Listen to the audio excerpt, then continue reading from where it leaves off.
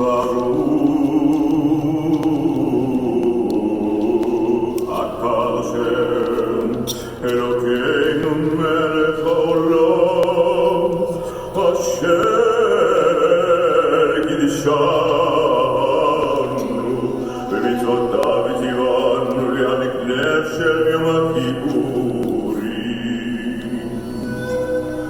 ברוך אתה השם אלוקינו מלך העולם שהחיינו וקיימנו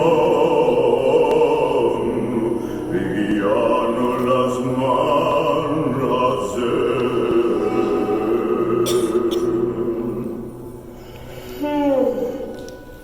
Father, what are we doing here in the middle of the night? Well, my son, I do come here every night. This is a holy place. Oh, it's dark, quiet. Oh, I can feel his presence so near. I hear him whisper my name. I can hear Father. Or maybe it's just the wind. Well, Eleazar, my son, very soon you will do the works that I do. Tonight, I want to make sure you're ready. Now, you're going to be the head of the tribe of Levi and the priest of the Most High God. Now, you'll serve him, be before him, guide the people to him, son. But there's so much I don't understand. What if I don't do things as he wants? What if I know all the answers for the people? What if... Father, what if I don't hear his voice? Don't be afraid, son. You can trust him. He'll be there for you. I love this place. Why is it called the Tabernacle again? Well, the word tabernacle means dwelling place or sanctuary. Yes. The tabernacle was designed to be the dwelling place of the God of our father, Abraham. And how do we know how to make it? Well, God made sure that every detail, from the pieces of furniture and, well, the fabric of the tent, to each exact measurement was written down by your uncle Moses. Well, then Moses entrusted these details to Bethsaida, our greatest craftsman, and charged him to build the house of God. I'm amazed every time we turn down this place. It happens so quickly. Well, that was one of the most important details God considered when he designed the tabernacle. You see, Eleazar, it needed to be portable. God knew we were going to be in this desert for a long, long time. But why, Father? We are so close to the promised land. Why are we wandering around in circles? 35 years, what are we waiting for? Well, you've asked that question many times. Tonight's the night of truth. My whole generation, we failed God terribly. We have been sentenced to wander in the wilderness. The truth is, Son of God is waiting for me and my generation to be gone. Then you and your generation can possess the promised land. Father, why we can't do that?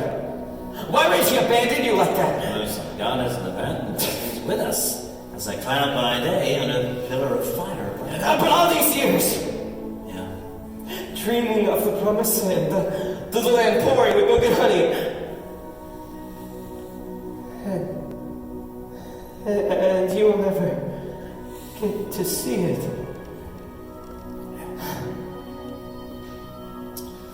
God delivered us from Pharaoh. He opened the Red Sea for us so we could walk through dry land. Well, he took care of us and he gave us everything we needed. But our hearts were not toward him.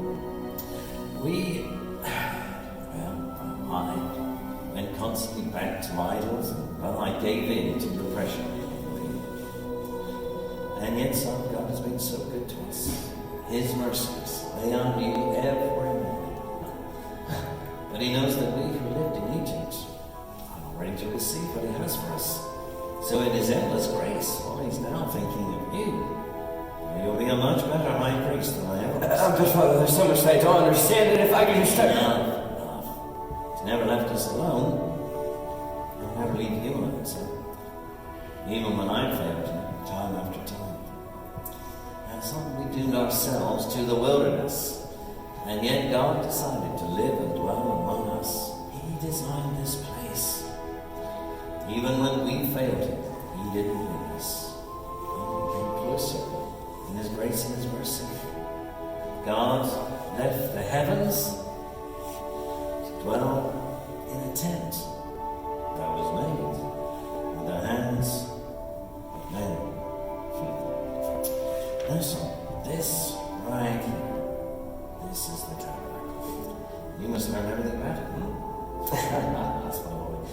Now, when we stop, the tabernacle is always the first tent to be set up, and God's presence moves inside. The tribes kept around the tabernacle. Oh, that's a clear symbol that God dwells in the midst of His people. Yes. Now, when it's time to move on, the tabernacle is the last tent to be taken down. The outer wall is constructed in a rectangular shape of 100 cubits long and 50 cubits wide. 60 pillars of acacia wood with up curtains of fine white linen. Well, that's right, son. There's only one gate into the tabernacle court, and it's on the east side. Yes. The tabernacle itself is a tent. It has a wooden frame overlaid with gold and covered with a variety of animal skins and fabrics. Now, the priests that serve in the outer court, well, they wear special garments. Take off to the side how our clothes would look. Oh, yeah, every detail. God is very precise. A white tunic of pure fine linen, just like what you're wearing. A belt and a turban is worn by most priests, but, well, you'll be the high priest. So, in addition, you'll also wear the blue robe and ephod, the gold breastplate with the 12 stones representing the 12 tribes of Israel. And your turban will have this golden band that reads Kadosh Holy to the Lord. Oh, that's right, son. And the blue robe is trimmed with pomegranates and bells. And as the high priest, it is our job to attend to the tabernacle. That's right. We set it up and make sure everything is to the Lord's exacting standards.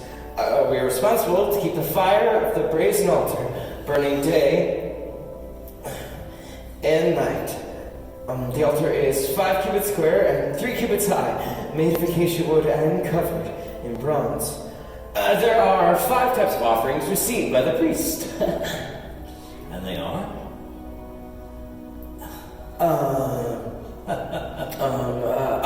The peace offering, the meal or grain offering, sacrifice of praise and thanksgiving, the sin offering, which forgives the worshipper's unintentional weakness and failures. The trespass offering, which is similar to the sin offering, except it's an offering of money for sins of ignorance. And then finally, the burnt offering, performed to atone the people's sins against the Lord. Well, that's right, son. Well done. Well done. Yes, but Father, why does the Lord require us to make offerings? Well, we've all missed the mark, and well, we all deserve punishment. But God, in His infinite grace, now He's created a way for us, a plan of redemption to save us all from the consequences. But without the sacrifice and the shedding of blood, there's no redemption for us. The burnt offering. Right. Yes, the sacrifice of an animal. A young bull, lamb, or ram. Even birds are accepted from the poor. Mm-hmm. The animals are received and killed on the north end of the altar, and the blood is set aside. Then we place the animal into the fire, and it's completely consumed by the flames. Then we take the blood of the sacrifice into the tabernacle. Wait. Son, have I not taught you well? Remember, before we can enter the holy place, we must first stop at the Bronze laver, yes. Yes, and wash our hands, our feet, before we enter into His presence. The laver stands to remind us that we need a cleansing before approaching God. Yes. We atone our sins through a sacrifice of the brazen altar, but we cleanse ourselves with the laver, so that we will be pure and not die before a holy God. Yes. Then we can pick up the blood and enter safely into the holy place. Now, before we do, come on back and talk to me first about the door to the holy place. And the letter play. A curtain drawn across 5 acacia posts covered in gold. This is the beginning of the tabernacle itself. On the other side of that door is the presence of God. No, not the fullness, just the overflow coming from the most holy place, but it is his presence, nonetheless. Then we enter Yes. the tabernacle and tend to the items inside. First, the menorah. It is exquisite. Hammered from a single piece of gold weighing 1 talent. And each branch ends in a beautiful almond flower which opens to the sun. You alone will be responsible for keeping the wicks trimmed and burning the purest olive oils. The lampstand is the only source of light in the tabernacle. What's next on Sunday? Next, we attend to the table of showbread. The table, also made of acacia wood and covered in gold. On top are 12 identical loaves of unleavened bread. One for each tribe of Israel. Yes. Every Sabbath, as the high priest, you will provide hot, fresh loaves, and the other priests will eat the old loaves, which are now considered holy, because they've soaked up the presence of God for a week. Then we sprinkle purifying the ground frankincense on the loaves. It can be burned to create a pleasing odor or ingested. It's quite a few health benefits. That's right. And the showbread is symbolic of the people of Israel, living before the face of God. Finally, we attend to the altar of incense. The altar is covered in gold, with a gold crown on top and 4 horns, 1 in each corner. It is used to burn incense made from a special recipe that cannot be used anywhere else. The incense is burned twice a day, fueled by hot coals from the altar of sacrifice, and then we take the blood of the sacrifice and sprinkle it onto the horns of the altar. Symbolizing the prayers of love and adoration of God's people who've had their sins covered by God. Now, my son, we come to the door to the most holy place. Tell me about that. The veil, separating the holy place from the most holy, is made of a fine linen embroidered with carabine, just as the walls of the tabernacle are, but this veil is special. It's more of a tapestry than a veil. It is not to be touched, except by the high priest. Only on 1 day a year it enters the Holy of Holies, on Yom Kippur. Well, that's right, son. Yom Kippur, the Day of Atonement. Yes. Come, son.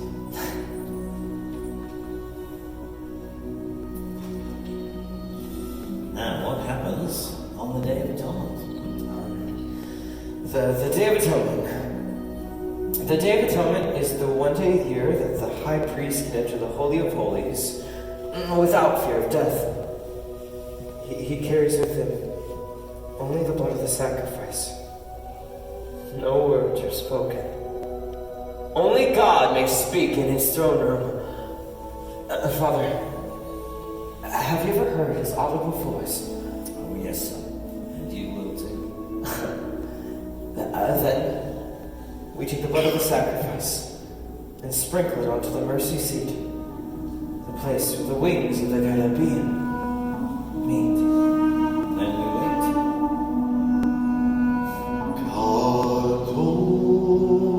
Kadosh Adonai Eloheinu, Kadosh Elohim Zebaoth, Kadosh Adonai Eloheinu, Kadosh, Kadosh Adonai.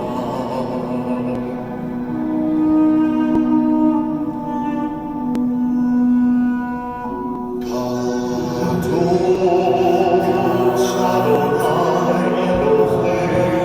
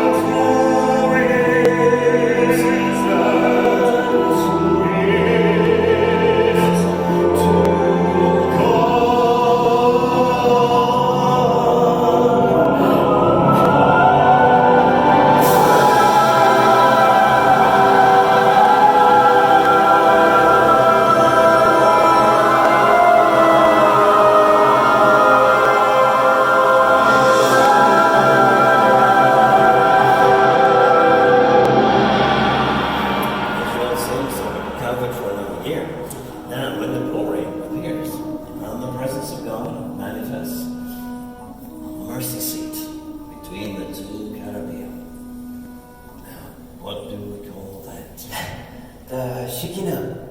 The Shekinah. Yes. Well, son, I think you're ready. And I can be glad to know that my son, Eleazar ben Levi, will do a much better job. Father. Yes. When we get to the promised land, will we build the temple for the Lord? Or will they continue to dwell in a tent? Well, I don't know, son. This may well be a simple mirror of what is yet to come. I believe he has a plan of redemption. So do your part, serve him with all your heart. Now, let me bless you before we go home for the night. Yevarekeka Adonai v'yishvareka, Yair Adonai panav elecha v'yunika, Yisa Adonai panav elecha v'yisem elecha. Shalom. May the Lord bless you and keep you. May the Lord make his face to shine upon you and be gracious unto you. And may the Lord lift up his countenance upon you and give you his peace. Amen. Well, let the words of Joshua and Caleb be your song. Still remember that day as if it were yesterday. Joshua and Caleb standing on the top of the hill proclaiming the truth. How I wish we would have listened. Well, now, son, you're young. You got an opportunity. Now, help your generation understand who God is. And if he is with us, then nothing is impossible. Let's go home, huh? Thank you for joining us in the Wilderness Tabernacle. Be sure to collect all of your belongings and exit to the right.